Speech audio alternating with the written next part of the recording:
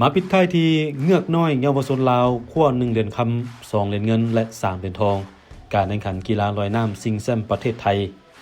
เมืองปทุมธานีเท่าพรสวรรค์วงประจันนักกีฬาลอยน้ำเยาวชนลาวอายุเพียงแต่14ปี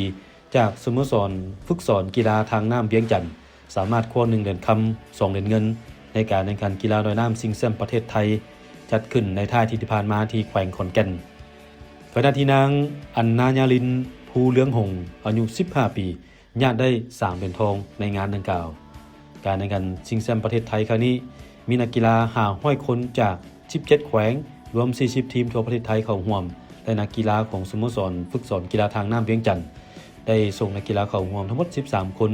ซึ่งมีทานภูวันภูเหลืองหงรองประธานสหพันธ์ลอยน้ำนครหลวงเวียงจันทน์นำพาและติดตามให้กำลังใจอย่างใกล้ชิด